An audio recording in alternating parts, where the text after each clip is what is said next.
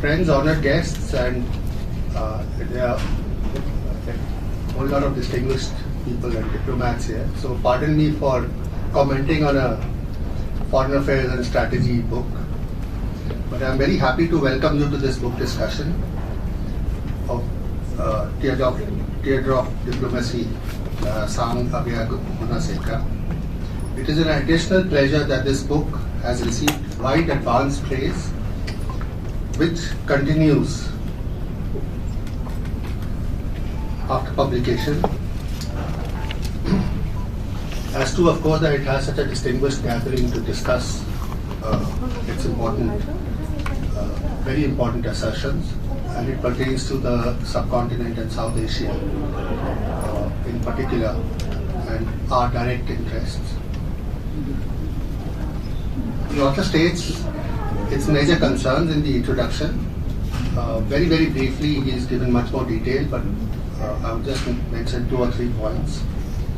It examines how a democratically elected regime turned into an autocracy in a few months, the breakdown that occurred, as to the dilemma of a nation trapped between major power rivalries,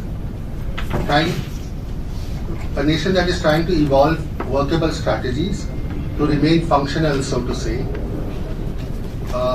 and that holds important lessons for other countries, other developing countries, and it's a process that seems to be going on around the world. There are superpower rivalries all across, and everybody has to try and find his own way. And important lessons for its neighbor, that is us, as well. Lastly, it's interesting how Sri Lanka's example reflects the value or otherwise of India's own foreign policy and its approach that has evolved in recent years, which has become much more proactive and sort of outreach, and basic factor being that India has to assert its presence. Instead of being on the sidelines, it is much more in the center of things, and that is the only way to go. In a world where the old standards, so it is said generally, the superpower balance has shifted after the Cold War and so on, recent years and so on. China has emerged. So the old polarities are not there, and in a world where there is a lot of flux, everybody has to find his own place and assert his or her own self-interest. Not only that, the book is also a great journalistic exercise in terms of its reporting on day-to-day events. It's not just policy and strategy, but also that breakdown that occurred in Sri Lanka. So it's also interesting as reportage. That's it from me. Thank you, and I hope I didn't exceed my 3 minutes. So it's important. But do look forward to this book doing extremely well, and I think possibly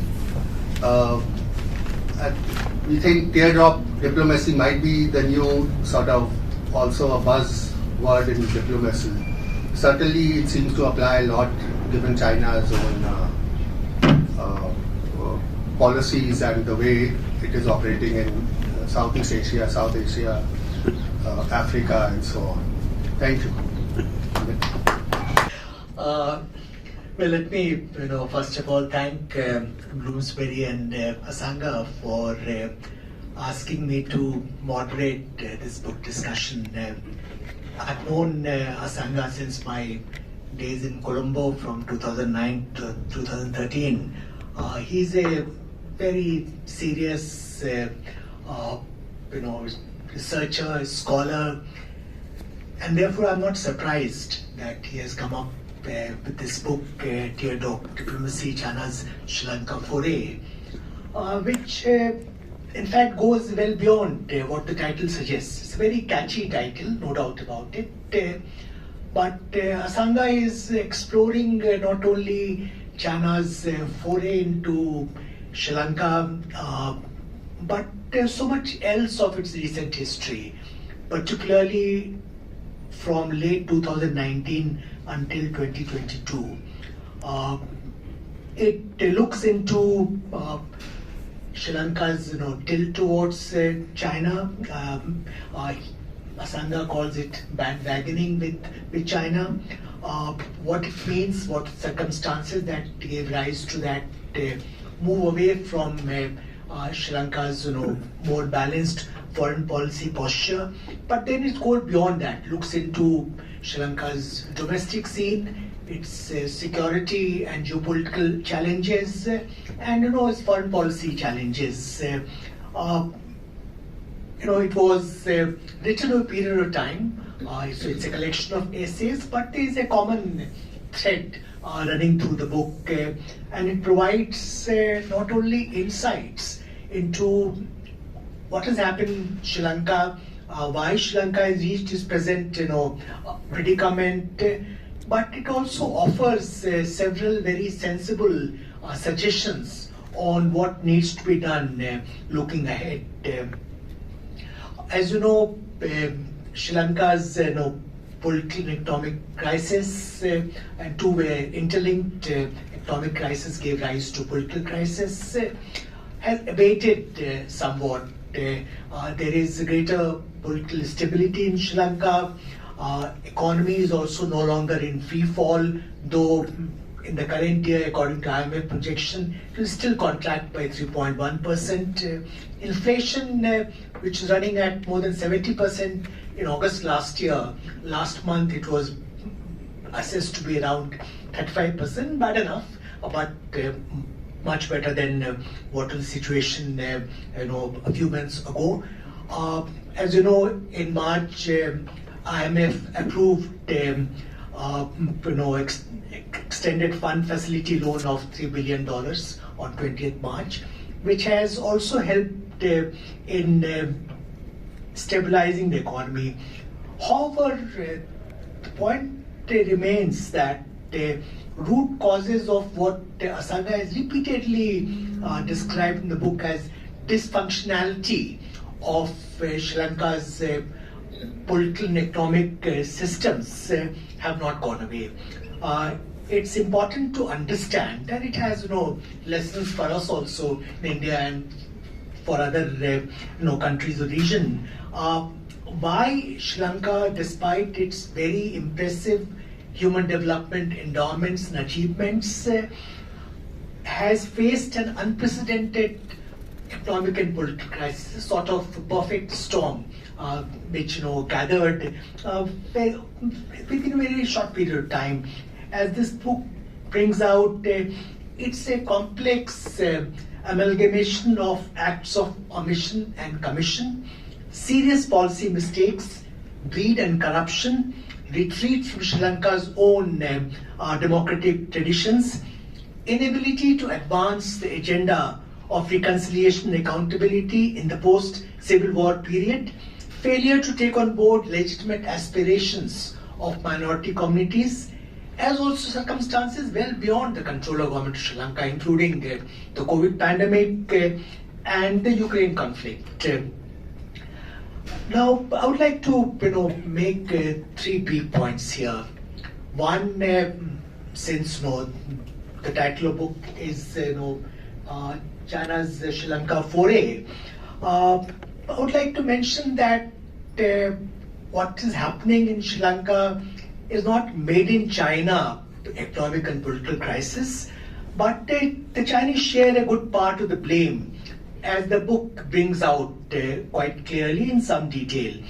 Asanga has suggested that the elite capture, corruption and lack of due diligence led to Sri Lanka opting for white elephant projects. We're all aware of Hambantota Port or Matala Airport.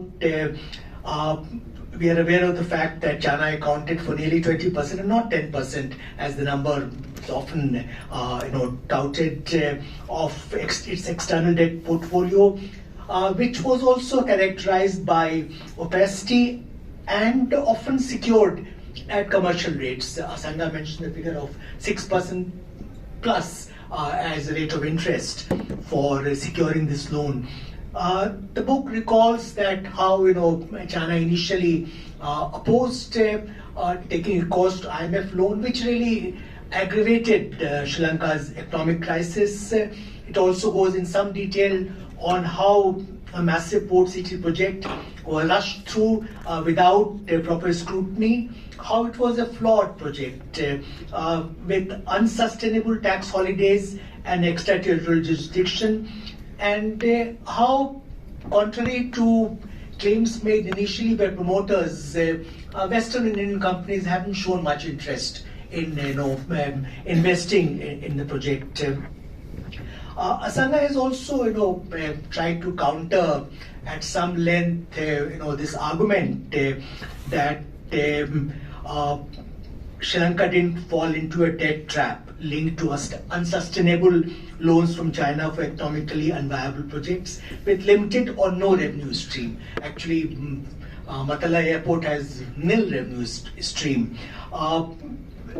These were projects which could not be serviced. As a result, as you're aware, Sri Lanka was forced to hand over Hambantota port on 99-year lease. Asanga goes beyond that. This narrative of debt trap has been talked about earlier. He develops it further into his thesis of strategic trap, and this is something I'll request him to elaborate on later in his remarks. Two more points I would like to make.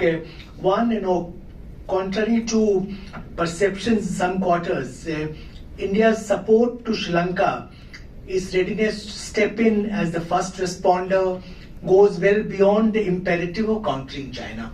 We do have serious concerns about China's growing footprint in Sri Lanka, but the reason India stepped in with fairly large assistance, perhaps unprecedented. Before, within such short period of time, we provided assistance of that magnitude to any country. This had more to do with what we describe as neighborhood first policy, and I think the best definition I have come across is one by External Affairs Minister Dr. Jaishankar, when he says that it means that as the biggest country of the region, we must take the lead, must go the extra mile, must be non-reciprocal, must be generous, must invest in our neighborhood, so that irrespective of issues that the neighbors might have vis-a-vis India, we should be able to create an environment so that the neighborhood remains bound to us and sensitive to our core security interests, and we in turn go the extra mile in terms of the development aspirations. I think this is a very cogent definition of what we need to achieve, and fairly frank and candid. What is our policy in this regard? Having worked in Sri Lanka for 3 years, 8 months, I can tell you that it's a country with which our core interests are so closely intertwined that there's no way we could afford a sort of breakdown in Sri Lanka. This was strategically just not acceptable to us. So China was there, but China was not the primary factor for us.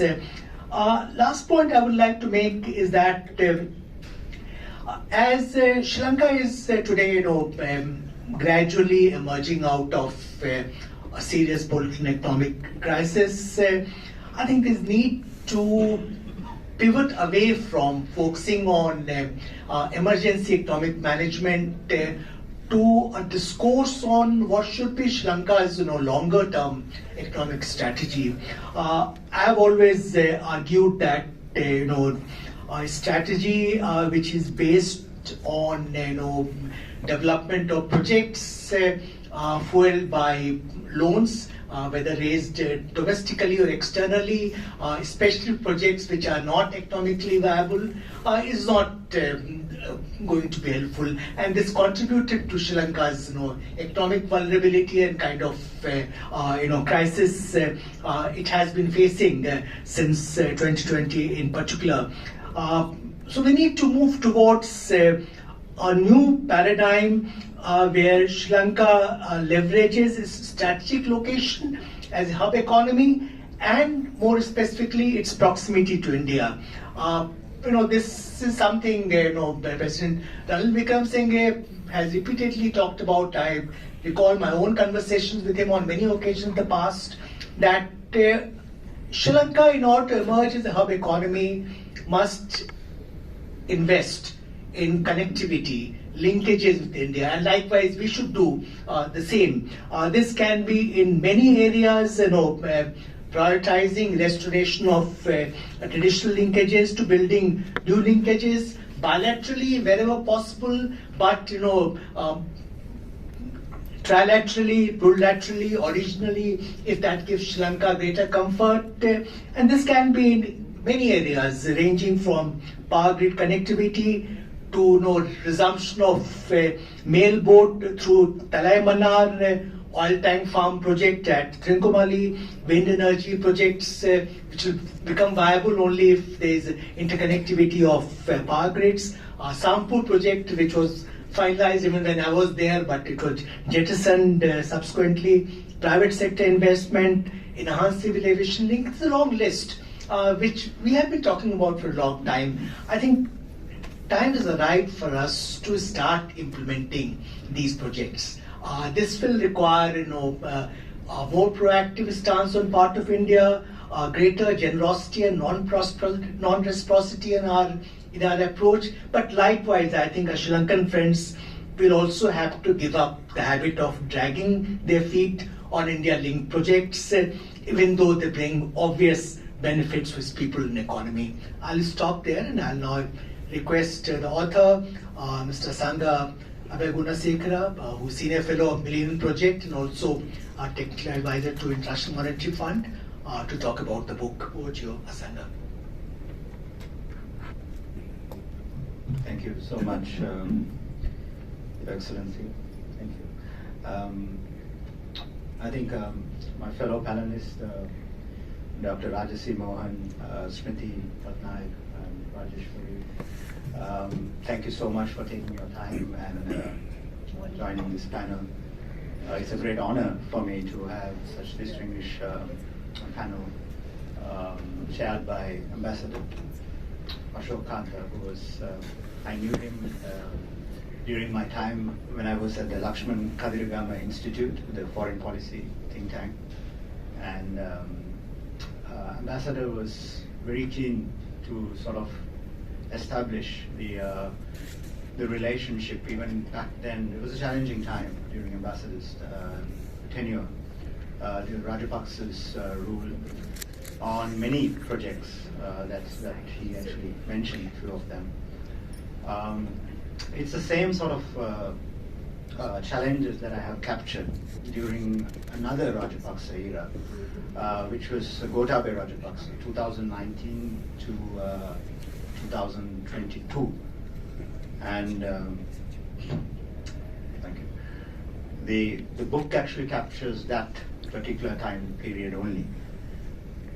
It has reference to my subsequent work, which was Sri Lanka at Crossroads, which I captured the 2015, prior 2015 work, which is of Mahinda Rajapaksa, and also the Sirisena regime, which is a conundrum of an island. That is from 2015 to 2019. So some of you who sort of new to Sri Lanka would, I recommend you sort of looking at the previous work just to get an understanding what the family dynamics, political dynamics, without understanding the ground reality, which many of the scholars here actually, who has traveled to Sri Lanka many times to understand what was going on in the political arena, you can't capture the basically the larger canvas. How Sri Lanka perceives, how Sri Lanka sees India, Delhi. One of the, I'll give sort of few points from the book because I think the distinguished panelists will speak about.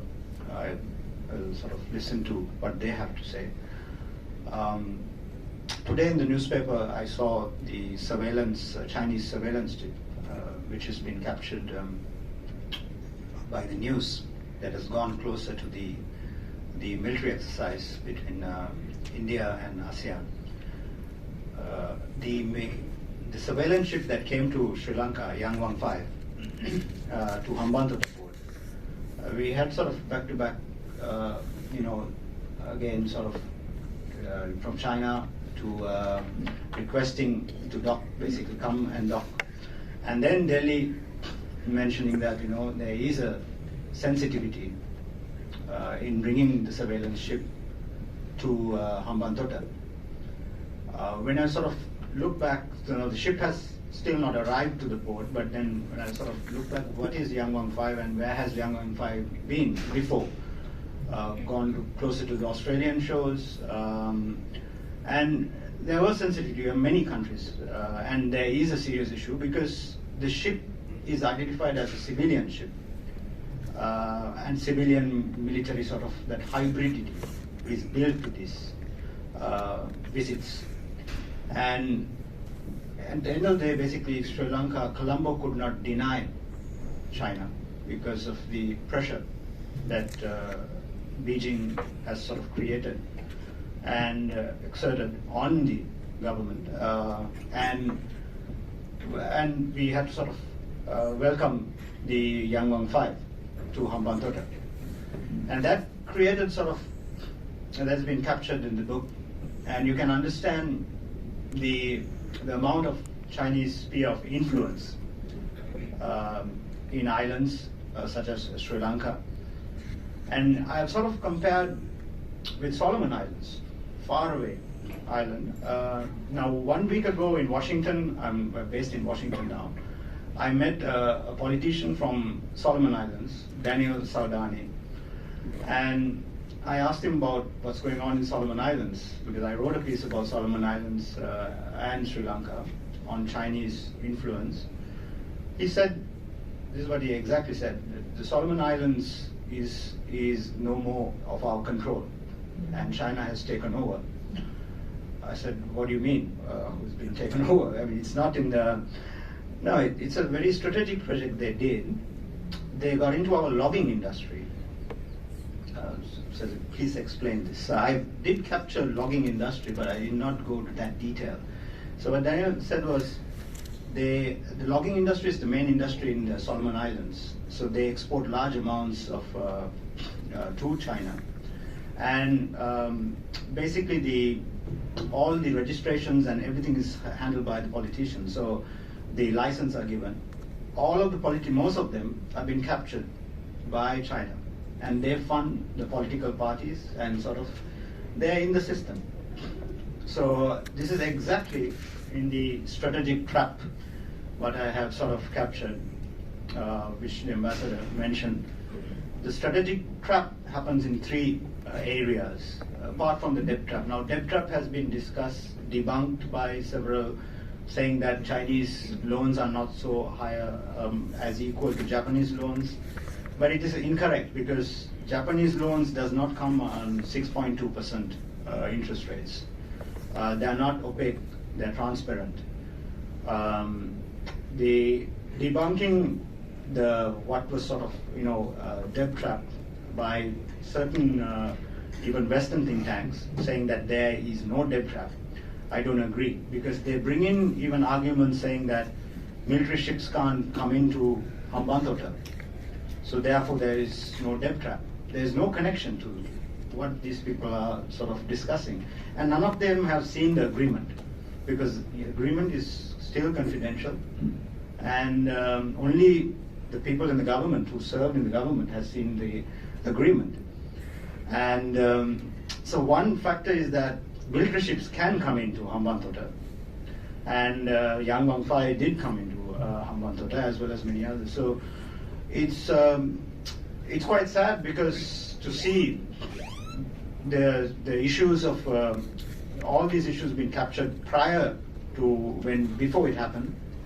The strategic tap, basically the political funding is number 1 I have identified, which is coming to political parties. This is CCP directly funding SLPP as well as political parties. They're having seminars, altering the democratic model. This is what I found, the connection between other BRI countries, including Solomon Islands. So bringing in a more centralized autocratic rule. So when Gotabaya Rajapaksa installed 28 military officers to bureaucratic office, I saw a significant danger there. That's an alternative model to what we have been practicing in Sri Lanka. So the political funding is given and also endorsed whatever the sort of centralized model that the the executive is exercising. And there are structural changes also to the constitution, which is quite dangerous. Now, for the last 13 years, Sri Lanka had 4 structural changes to the constitution: the 18th Amendment, the 19th Amendment, the 20th Amendment, and the 21st Amendment. So these are quite dangerous because you're playing around with the executive powers as well as the legislature. So bringing back power to the executive as well as giving it back to the legislature. Basically making the independent institutions such as the bribery commission, the police commission, the others, making it independent one day and then not making it independent the next day. So the structural adjustments has sort of deteriorated the country's the political structures. It has also gone to the SOE levels, the state-owned enterprises. So you can see the dysfunctionality. What the ambassador mentioned, the dysfunctionality was that I captured. And the political level and the strategic track is quite dangerous actually, because they are introducing a different model. The second is the human rights. The human rights support that we get from China, basically at the UNHRC, and it sort of changed. The narrative changed after, during Gotabaya Rajapaksa's regime, where there was a reciprocal sort of an arrangement there, because we never spoke about Xinjiang human rights. Sri Lanka never did in the foreign policy.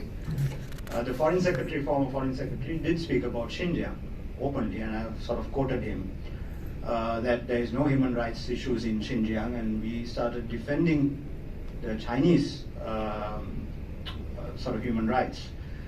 So I saw a danger in that, because it's sort of a reciprocal understanding in here, and it can get into sort of our work in the reconciliation as well as peace building and many other sort of the projects that we have been engaged in.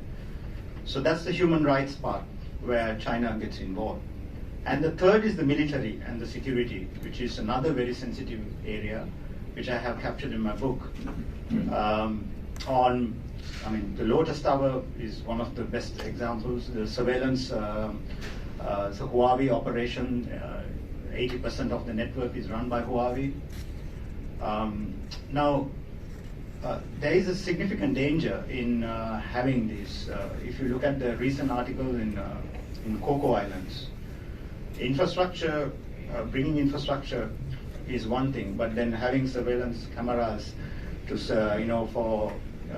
they call it the traffic management systems. But these have sort of hybridity in it, that it can be used for intelligence purposes and various others. But the Sri Lankan narrative back then during the Gotabaya Rajapaksa regime was quite, for an analyst point of view, it was disturbing, because some of the projects we thought it was really good, like the Japanese LRT projects, as well as the Millennium Challenge Fund, which was a grant given to Sri Lanka, 480 million, was converted to basically saying that these have strategic implications, saying that the MCC has a national security threat. Now the same thing happened in Nepal, but Nepal managed to get the MCC. But I'm happy that the Vikram Singh regime has started back again all these projects, LRT, MCC, negotiated with the USAID, the East Container Terminal issues. So you see some significant progress right now.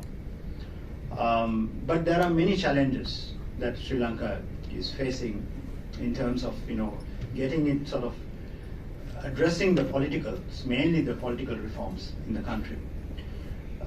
So I think the main areas that I've highlighted is a lesson to many other countries. So when I initially sort of discussed this book, what Washington wanted to know was what's the next country. What happened in Sri Lanka? Where is the next? Is it Pakistan? Is it going to be? What is the next BRI country? Who has borrowed so much and can't repay? And white elephant projects. Some of the projects I have directly interviewed. I've been a field researcher working in Sri Lanka. So I did more than 70 interviews capturing data on what is going on in some of these projects. And the social aspect is another area because they have completely ignored on stakeholder engagement. What does the stakeholder, some of the stakeholders I interviewed, they have no clue. And the port city is one of the best examples. There's a port city, and then I've interviewed the managing director of the port city, which is a Chinese project. And he says that this is not a Chinese project. And so he's on record. I'm basically talking to him for the interview, and he says, then I said, look, Chinese flags are there, this is your project. No, who says it's Chinese project? It's not part of a Chinese project. But then in the document it says it's a part of BRI, Belt and Road Initiative. So this is where the hybridity I'm talking about. I'm also confused as an analyst, but then I'm trying to ask this question from the Chinese side. Then I said, can you tell me why it's not the Chinese project? Then he says, it's an international project because US companies are going to come here, the Europeans are going to come here. But then I tell him that, but nobody is there yet. So many years. They said, no, they will come at the right time. So it's kind of a hope given to not only Sri Lanka, many other countries, that it will come. The Phoenix Nest is one of the articles that I wrote, and it was recaptured by the London School of Economics. Also, they saw it as an important area because the special economic zones that China has built, this is a promise, this is what's going to come, but it has not come to many of the countries. So investments, the jobs. During the crisis, when the people's uprising, people did question Chinese projects. And where are the returns? Are we in this situation because of China? I see that China is not the only factor, but China is a significant factor for the Sri Lankan crisis. So I think I'll stop there and sort of give it to the others. So thank you so much. Thank you, Asanga. Book has so much to unpack, but Asanga has brought out some important, salient points in the book, which will trigger further discussions. So now I'll request Dr. C Raja Mohan, Senior Fellow, Asia Society Policy Institute, to make his remarks. Thank you, Ambassador Ashok Kantha, and thank you, Asanga, for inviting me to be part of this book launch. A few years ago, when I had the opportunity to facilitate the launch of his earlier book, The Conundrum of an Island, when he came to launch it in Singapore. So he kind of puts us to shame with his productivity. So I hope some of us who earn a living in think tanks, we can match his productivity. So let me say just a few things. I think the book actually gives us the interface of two great trends that are shaking South Asia today. One is the extraordinary internal turbulence. We heard so much about Sri Lanka in this book, but I think it's a secular trend across the region. At least 3 countries are today with the IMF. That is Bangladesh, Pakistan, and Sri Lanka. The kind of challenges that Asanga refers to in Sri Lanka are very much part of every neighbor of ours, the story of every neighbor of ours, in different form. The specifics might change, but I think the structural contradictions that have come to the fore and how these contradictions have intersected with the rise of China in our neighborhood.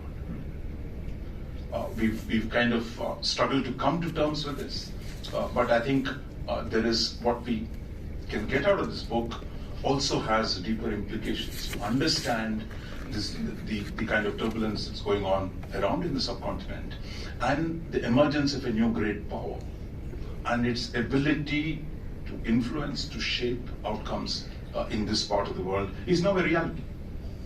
We might not like Chinese presence, but the Chinese presence is here, and Chinese are barely getting started. As the second largest economy, someday they might be the first, we don't know when, but the kind of resources they can bring to bear. What we've heard about Sri Lanka, whether it is the military influence, elite capture, political influence, infrastructure, BRI, bases, facilities, it's across the board. It's not just in Sri Lanka, it is across the board. And I think we need to come to terms with it. How do we deal with this challenge is the big question, I think. So I'll focus myself I'll focus my presentation on what does it mean for India? What do we learn from this? And where do we go from here? Firstly, I think we need to listen to people from our neighborhood. We don't do enough. It's all about us. Most of the time in India, it's about us, very little about them, our neighbors, their struggles, their problems, that there is not enough of capacity to listen to our neighbors and their problems. And there's no single view. There are multiple forces, factions operating in each of those countries. It's only but natural. Yet, I think the temptation in Delhi, we criticize the Americans who say with us or against us. That's exactly what we do. Pro-India, anti-India. Pro-China, pro-India. So I think this great, enormous simplification of complex political processes that are unfolding in our neighborhood and the intersection with China, we have enormously simplified our own debate, I think to our cost. This doesn't benefit us. I mean, it might be nice headlines, but it does not benefit us in terms of our capacity to engage and understand these countries. Barring a small section which actually serves in the Foreign Office or your intelligence establishments and the military, the rest of the foreign policy community devotes very little attention to what is happening in our neighborhood. It's always about big things, non-alignment, strategic autonomy, multipolarity, unipolarity, global south. But what's happening under our nose itself, we don't pay enough attention to our own neighborhood, because if we pay that attention, and I think we will get a lot more smarter in terms of actually dealing with this. So in that sense, the book is a useful contribution. So if you look back and say, look, if China has become such a dominant player in Sri Lanka, I don't think it's as much about Chinese genius. I mean, China is rising, of course, but it's also about India's failures. And I think we don't often talk about that. Why is it that a country that is just one stone's throw away from India, there is a stone bridge also, Rama's bridge or whatever it is, I don't know what it's called in Sri Lanka. I know they might get upset if we call it Hanuman bridge or whatever it is, but nevertheless, it's not too far from us. But yet the fact that Chinese do so much trade with our neighbors, it's not just Sri Lanka, with Bangladesh, with which we have 4,000 kilometers of border, but China does not trade. So how did this happen? How is it that we're not doing what we ought to be doing with our own neighbors? And I think that self-reflection, I think it's critical for us to look ahead and to correct our own policies. It is related to this is the second question. Again, we don't debate often. How do we, so let me put it this way, I know it's going to be very unpopular. Of these challenges. And I think for our policy community, for our strategic community, the need is to reflect on this. And I think there, unfortunately, not enough self-reflection. What we need is more self-reflection about ourselves, our neighborhood, and to learn from this book and to say, look, what lessons do we draw, and how do we cope with an extraordinary challenge that we have from the Chinese presence that managed to exploit the internal difficulties in our neighborhood. And I think dealing with that is going to be a real test for Indian system. I'll stop here. thanks, Raj, for those remarks. Dr. Raja Mohan has made some very important points, including,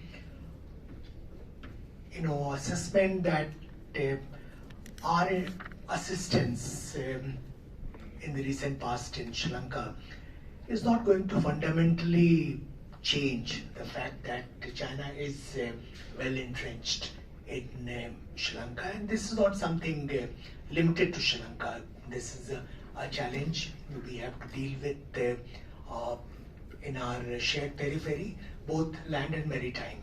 And this is something we'll be able to do by building on our strengths, which are quite substantial, rather than trying to, copy China or play by their, playbook. Well, thanks, Raj, for those comments. We'll now move to Dr. Smruti S Pattanaik, Research Fellow, Manohar Parikkar Institute of Defence Studies. Thank you, sir, and thank you, Asanga, for this book. As already has been said, that this is the third book, and without reading the earlier two, it becomes very difficult if you are going to base your comments and do a review only by reading this book.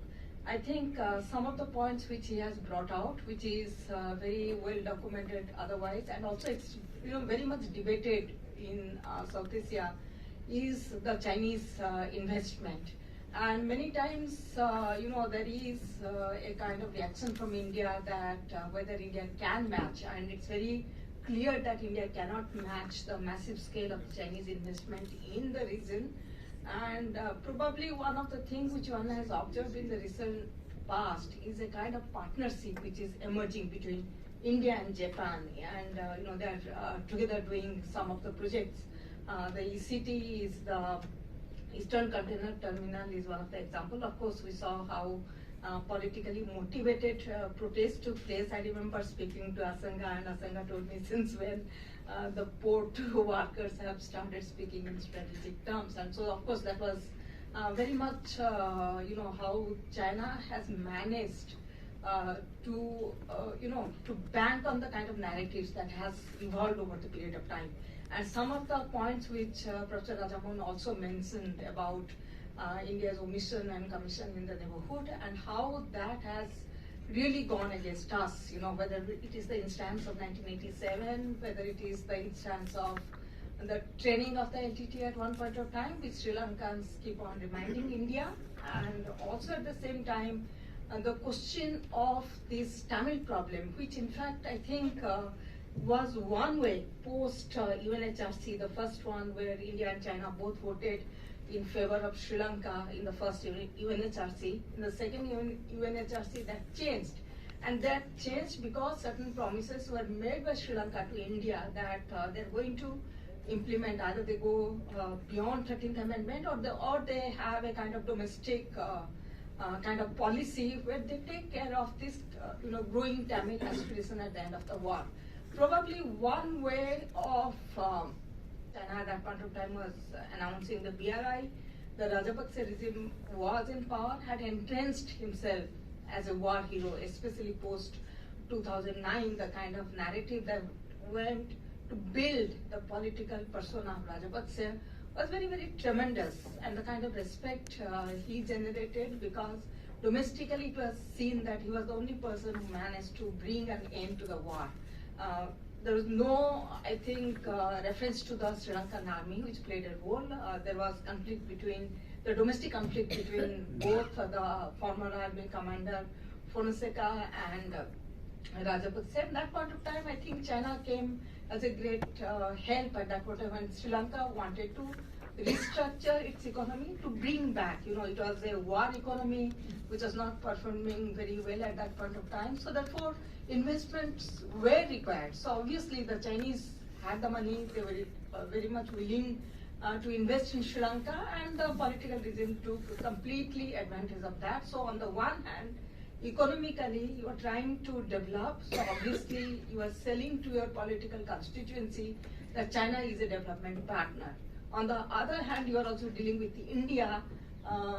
If you look at the voting pattern in the UNHRC, how India and China voted, in the later stages after the first UNHRC.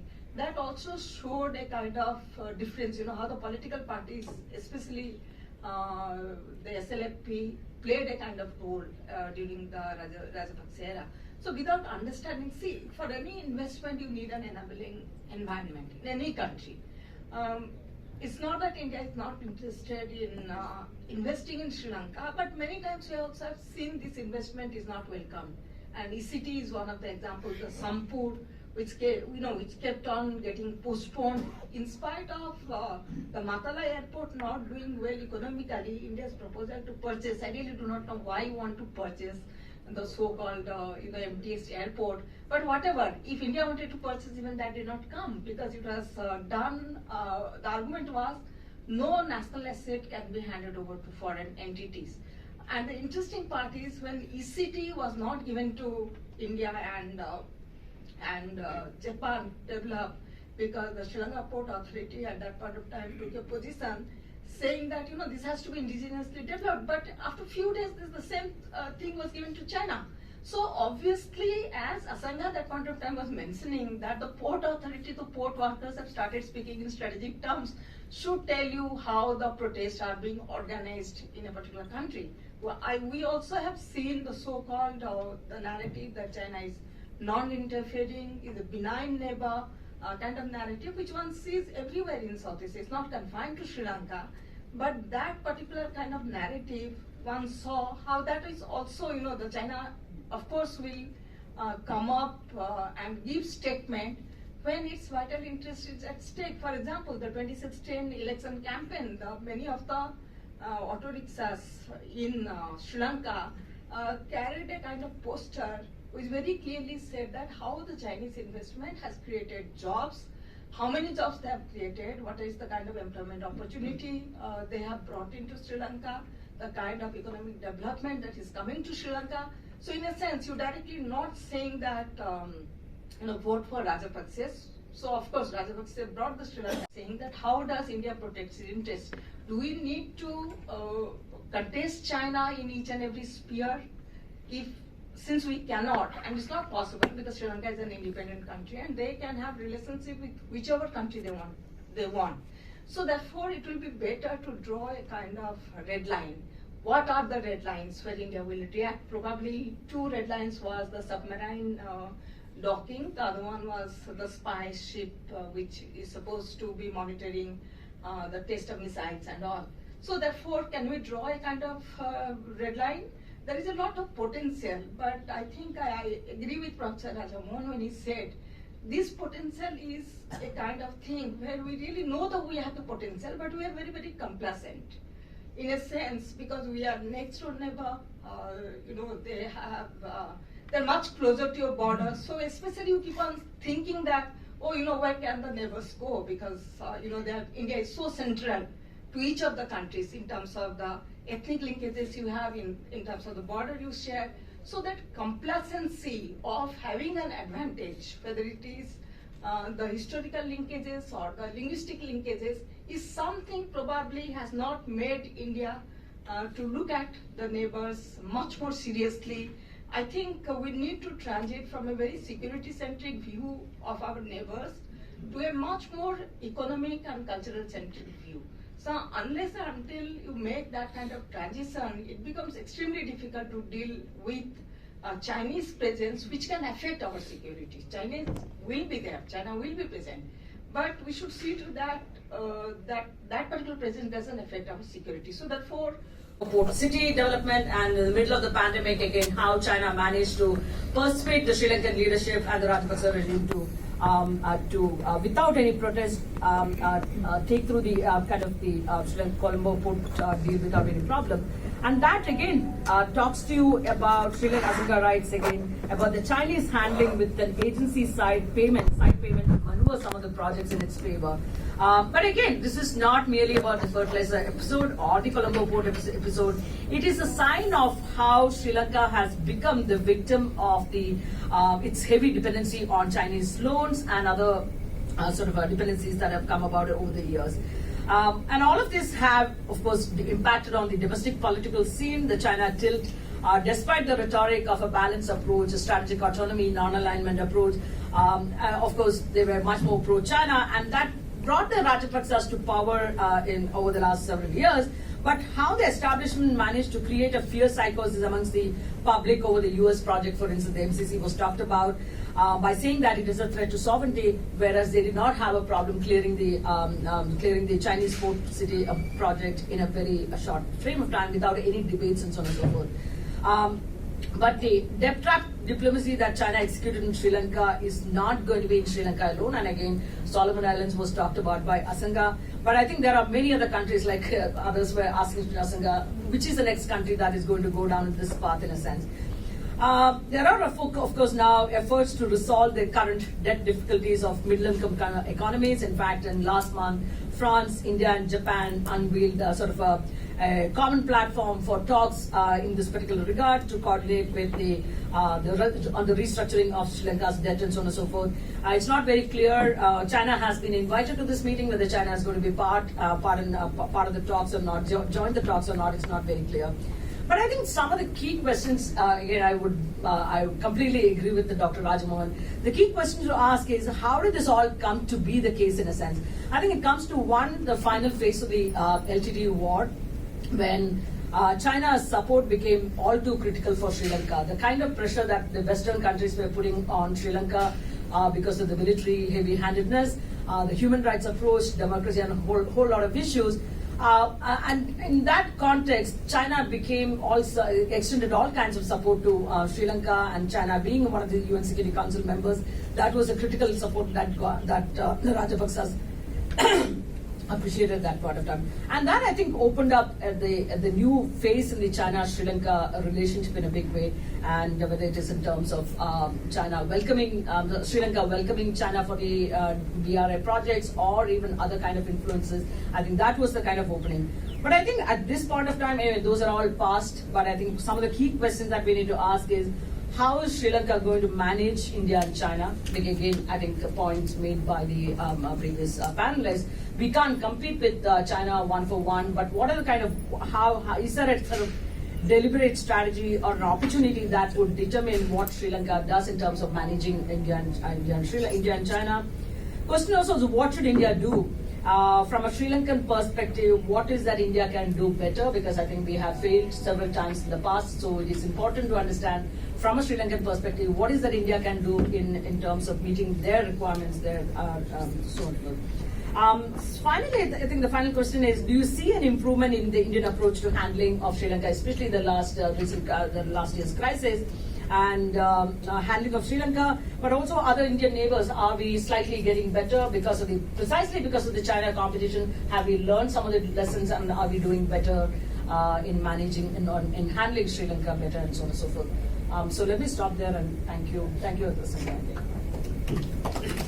Thanks for illustrating with these two very interesting case studies Asanga has highlighted in his book on fertilizer shipment case, and how blatantly China sort of manipulated through a tweet. In fact, Chinese embassy blacklisted one of the leading banks of Sri Lanka, and again Colombo Port City project. But I think in some way you referred that what has happened in Sri Lanka, outcome of debt trap diplomacy, is not the last time it has happened. But Hambantota has also become a cautionary tale. So it has done fairly large damage, reputational damage to China's BRI project. I think that is also something which should not be ignored. Well, we seem to have exceeded our time, but if you'd like to have some questions from the audience. Well, indeed, great session. I'm a facilitator between national and international agencies, Saurabh Somani here. Considering how aggressively Sri Lanka has countered LTT and knowing the behavior pattern of China, how we see in near future the two energy, symmetrical pattern working unless and until there is a stiffness. I mean, what are the observations, if may I ask? Who are you addressing your question to? To C Raja Mohan. Yeah. Okay, maybe we okay, we will club 3-4 questions and then my mic has stopped working. Use this mic. Please go ahead. I think all mics have stopped working. Really? Yeah. All of them are not working. Okay, please go ahead. Yeah, okay, go ahead. Sir, may I? Yeah, please. Sir, my question is to Asanga sir. Mahinda Rajapaksa sir, he lost the election in 2015, and in 2016 they formed another party, SLPP, Sri Lanka Foray sir. Now, having lost election in a matter of 3 years, sir, in 2019, Gotabaya Rajapaksa became the president, and next year in 2020, they won a landslide victory with 145 seats out of a total of 225. So now in 2022, last year, the same Sri Lankan polity were protesting against the same regime, which had given them a landslide victory in 19 in elections of their. So isn't it contradictory, sir? If you look at it, if you look at the Sri Lankan politics, they lost in 15, then they formed another party, and they managed to consolidate from UNP and SLFP, and in flat 3 years, they won president election, and next year the parliament election, and after 2 years, Sri Lankan people were protesting against the same party which they elected. So that is number one, sir. That's okay. I think, please go ahead. Yeah. So I feel like a cat among the pigeons because I can't say that I know anything about any of these subjects. I came here to learn, and I heard this extremely, interesting and engaging presentation by all of you. But one thing that came out clear as daylight to me from whatever I heard was that there's a serious, one says reflection, somebody says something else, rethink, but what it means is huge intelligence failure in the economic front as well as in the diplomatic front. Now, should we really leave it all to the governments of the day? Because one was under the influence of China and India was, like he said, blissfully in a world of its own. So should we not have more of civil society engagements and Asanga kinds of people as well as Mr. Raj Mohan can do something to bring the civil societies, because they are the people who will really work in an altruistic way without any interests about the outcome except the welfare of the people. Sure. Okay, please go ahead. First of all, I'd like to congratulate Dr. Asanga for his new book, and I thank the entire panel for their valuable comments.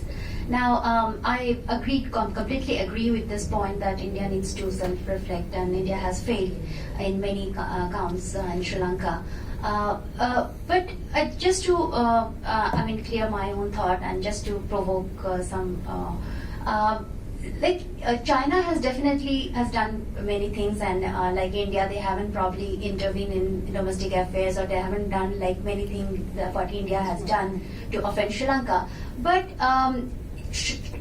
for example, the Chinese economic engagement, Sri Lanka, if we see it, Sri Lanka hasn't gained much. They may be the trade must have increased, but if you see the trade deficit, it's in favor of China, not in favor of Sri Lanka. So I believe, or I may be wrong, but I believe that I think what worked here is China succeeded in building a narrative.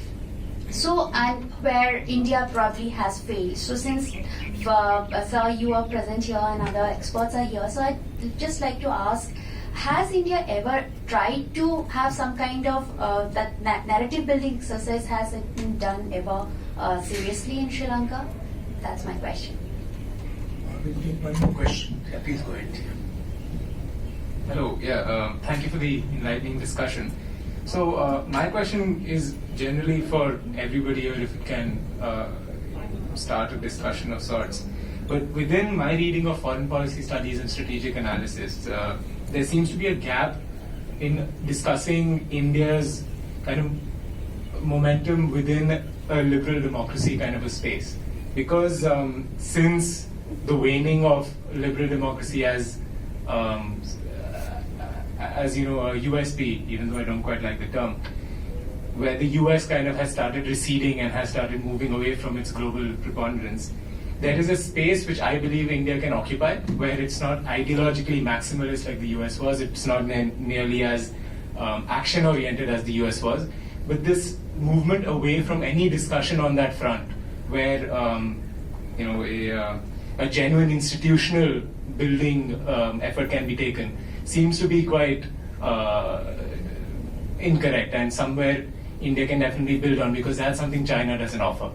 Because in terms of economics and politics, China has preponderance and we've accepted that, but in a cultural sense, and not really soft power, but more in a discursive sense, where if India can bring a liberal democracy discussion into international politics, it might serve to help this kind of a sort of impotence you see in the current decision making with regards to international cooperation. So I think that's just a comment. Asanga, why don't you start, and then I'll ask other panelists also to make their comments. Yeah, we'll close after that. Thank you. Your question on the dynamics, the political dynamic, capturing that is very difficult. I mean, you were right. You see, I mentioned in my book, do you see the polity voting for one fraction, then again another one, completely different, you know, opposite. One of the reasons the Rajapaksas came to power, which is Gotabaya Rajapaksa, was after the Easter Sunday bombing. So you have to understand the environment that Sri Lanka, you know, from 2009, ending the civil war, we never had any bomb attack in Sri Lanka. So we had a large-scale bomb attack, and that I have captured in my book, and I have clearly mentioned the intelligence information that was given by India is intelligence information. While there's a denial saying they are disinformation, which is completely wrong, that has been captured.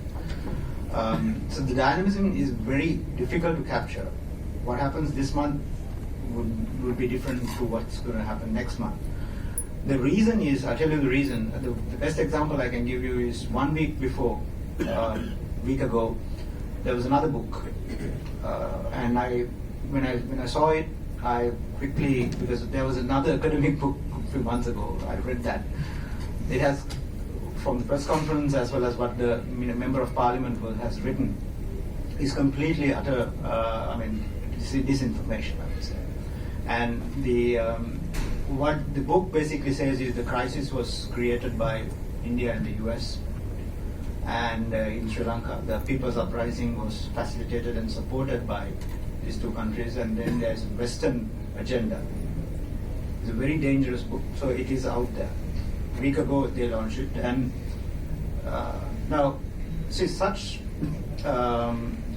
projects, they are funded. India has to understand this clearly. They have a strategic purpose, they have a political purpose, that particular book.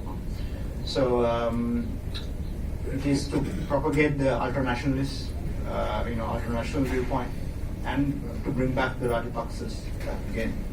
So that's the reason the polity is moving here and there, because it's a very dynamic environment. So that's to answer your question. On the civil society question, which you raised, very important. When I interviewed civil society leaders, I interviewed several of them.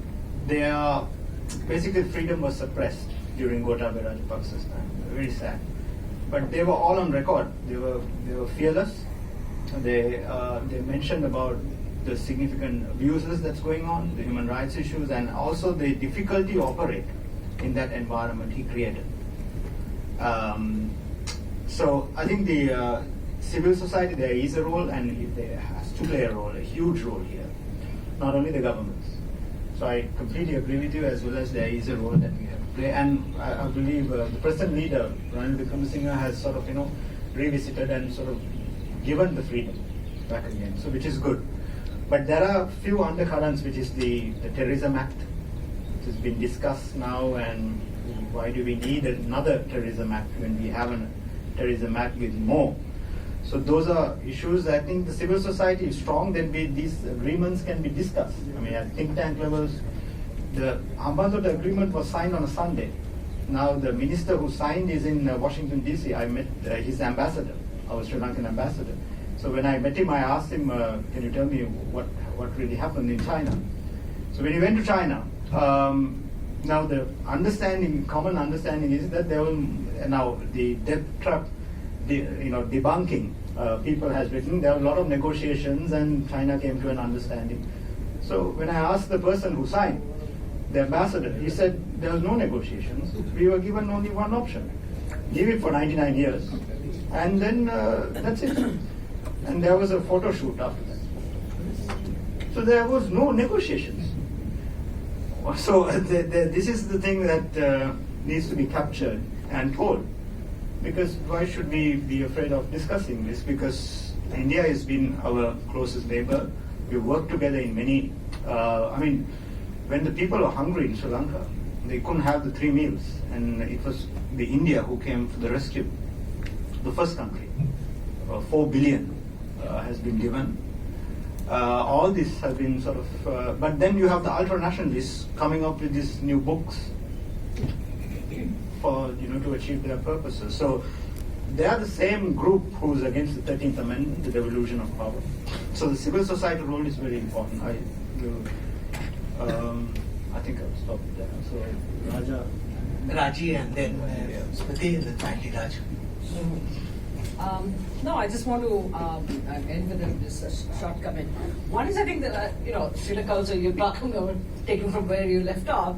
I'm seeing the reports about another 2 billion project, 2 billion being given for development of a major logistic hub in the Colombo port. So where is it going? Is Sri Lanka learning some of the right lessons from what has happened? And I think that's one particular question. But I think in terms of what might play out in the coming years, I don't think there is going to be anything unique about what Sri Lanka is doing or will be doing. It's an age-old tactics, play one against the other. There are 2 or 3 rising two major powers here, and you have the US also playing that power. So they are going to try one against the other, get the best deal from, and this is an age-old tactics, nothing new, nothing unique about what Sri Lanka might do. But at the same time, I think it's India that has to become more magnanimous, more generous with its smaller neighbors. Given the size of the country, look at the geography of India and the rest of the smaller neighbors. So India has to come out not as a big brother, but be a more magnanimous, generous power towards all of its neighborhood, understand their requirements, understand their concerns and what can be done. And I think that's something that India has not done always very well, but I think that's something that's an area that India needs to improve upon. Yeah, let me stop there. Thank you. Just very quickly from where Raji left, I think this question of the structure, how we provide our aid. Whereas when you look at the Chinese project, we always tend to argue that it's one window clearance. If Xi Jinping has promised something, that is delivered. And here in India, if a promise is made by the foreign ministry, then it has to go to the finance ministry, then respective line ministry, and I think it takes a lot of time. I was looking at some of the projects and the implementation and all, why it takes so much of time. So therefore, I think, can we improve on that? You make $1 billion investment, that's not a problem. Let that $1 billion be delivered within a particular time frame, and if that does not happen, it brings in much more bad name than the Chinese project. They have this build, own, transfer model. We have the joint venture model. So obviously, the bureaucracy on our side, the bureaucracy on their side. After all, we were British colonies, so follow the same kind of pattern. And between the 2 countries and bureaucracies, the file can move on for more than a year, and you will not even have the report made, that feasibility report made, in spite of giving that 1% of the project for the feasibility study. So therefore, I think that is something which India can probably improve. On the question of the narrative, I think narratives comes from the point of legitimacy, acceptability of any kind of narrative. whether you are a legitimate actor, you want the interest of Sri Lanka.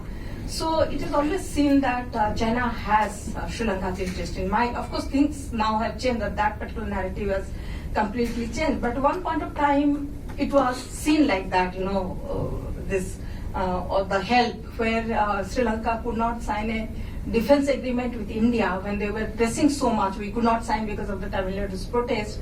But China was able to provide the kind of weapons Sri Lanka needed.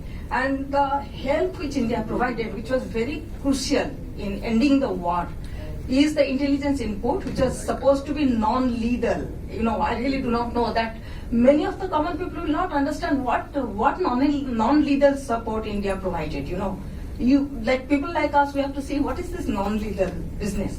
So therefore, those are the kind of things which India did not even brought out, the kind of help it extended, the diplomatic support. Without India's diplomatic support, the war would not have ended. There was a lot of Western interference towards the end of the war, especially towards in May 19th and something like that. So therefore, narrative has to have a legitimacy factor, and India is a factor in the domestic politics of Sri Lanka. There is this Tamil issue, there is non-resolution of the Tamil issue. So as long as that particular issue stays, there is always, you will see India becoming a factor. Like I often keep on seeing these in Sri Lanka, people also mention that India tends to look at Sri Lanka through the south. Because Sri Lanka is down below. And I always tell the Sri Lankans, you also look at India through your north. That is the Tamil problem. So therefore, unless until you completely change the framework within which you are, in fact, looking at each other, that becomes also, very, very difficult. On the question of, this is where liberal democracy is very difficult for India to pursue. If you pursue the liberal democracy, then there will be a factor of interference in the domestic affairs. Because, like for example, if you look at the opposition political parties in the neighborhood, they come to India. None of them, they go to China. If there is a deficit of democracy, if they want more representation in the parliament, if you have political problem in your country, it is India they seek representation. They don't go to China. So I really am not very sure whether this liberal democracy model will help. And in fact, this ostrich kind of approach which India has now, that we will not interfere for the Tamil rights or Madhya right or for any rights. So that actually, creates more problem. I really am not very sure whether we are better off by having that kind of approach. And one of the things which I also found equally very surprising in Sri Lanka is the India-US, the Indo-Pacific.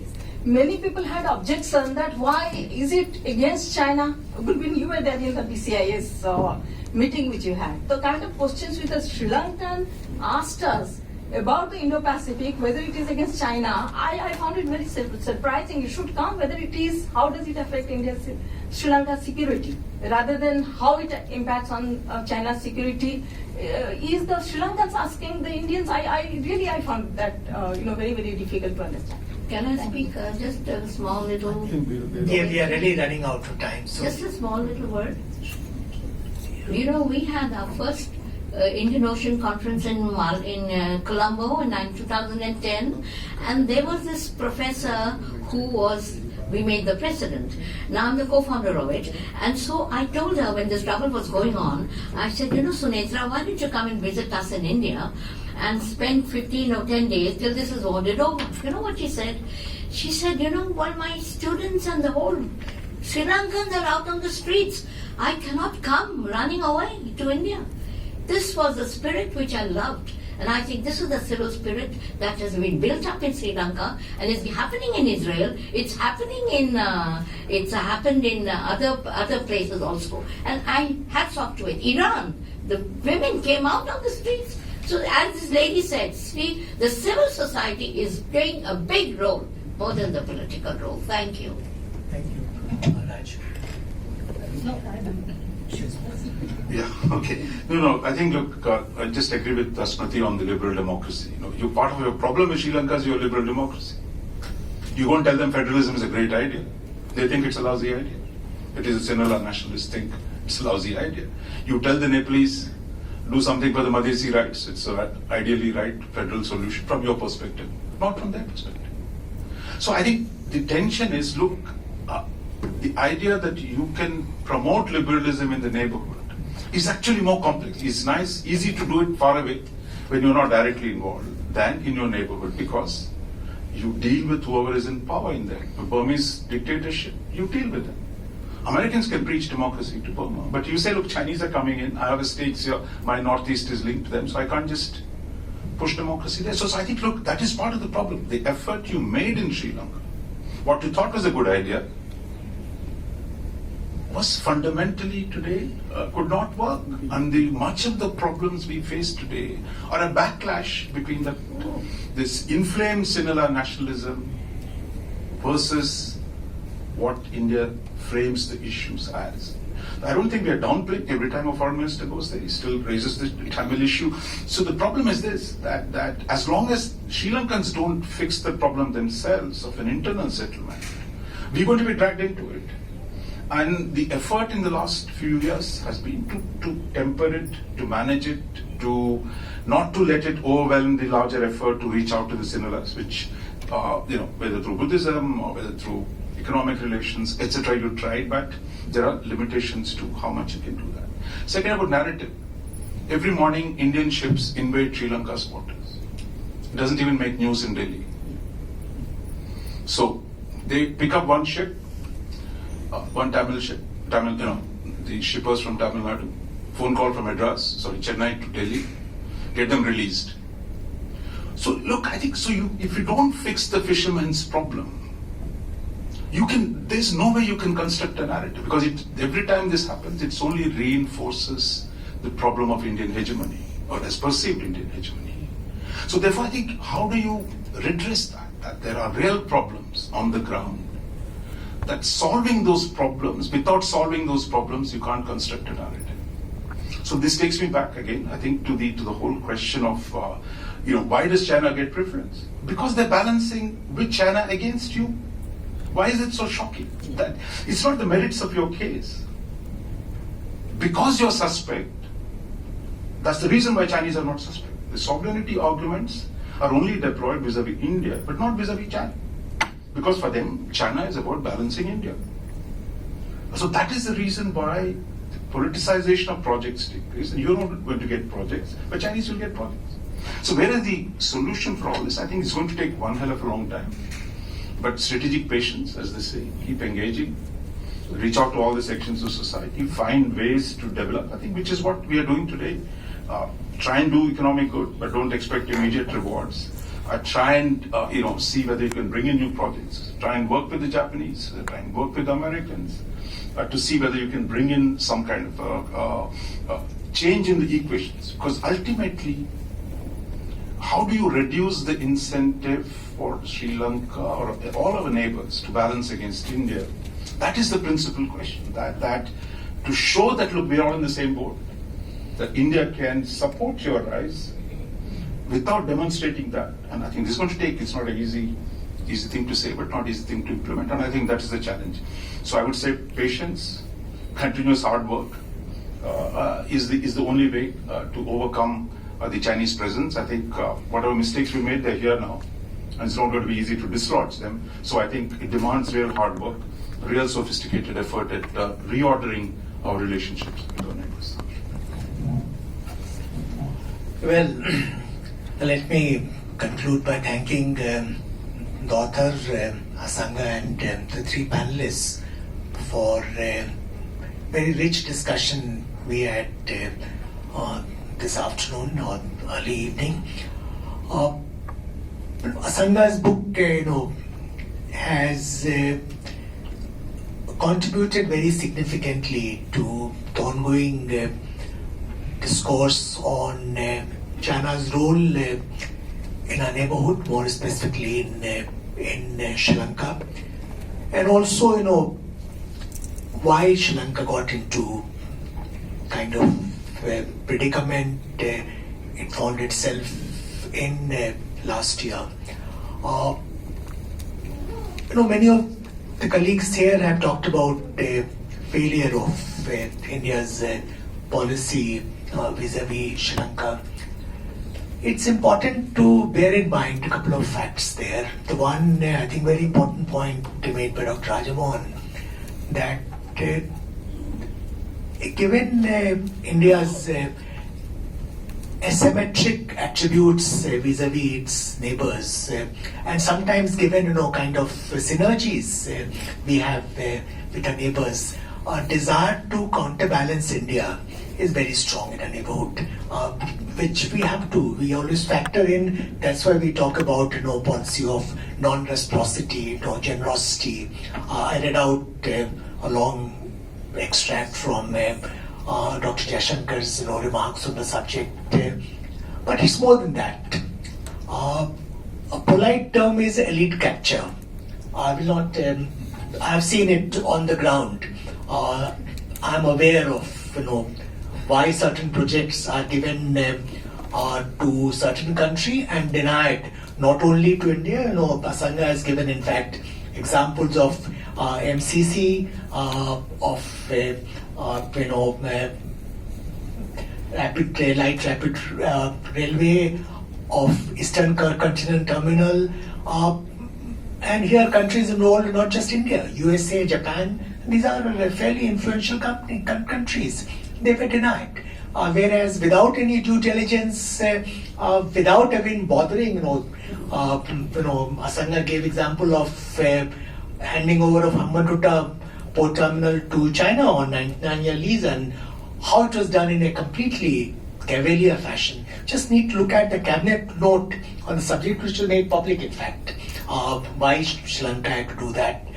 So, it's a complex situation. You also have to bear in mind that globally Chinese have been able to acquire projects, including two ends of Panama Canal next to USA.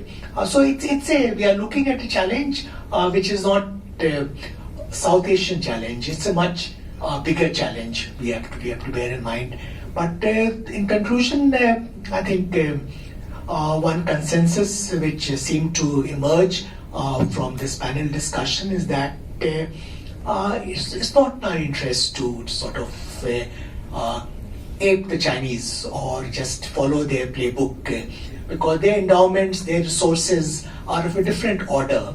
But we have our own advantages, our own strengths, our own synergies with the neighborhood, which we have not sufficiently tapped. And this is where we need to focus on. I entirely agree with Raja and other colleagues that are getting involved in exporting a liberal model of democracy. I've seen on the ground. I've spent a lot of years in our neighboring countries. That's completely counterproductive. That's not going to help us. Let me conclude here by thanking Asanga and all the panelists. Let's give them a big round of applause.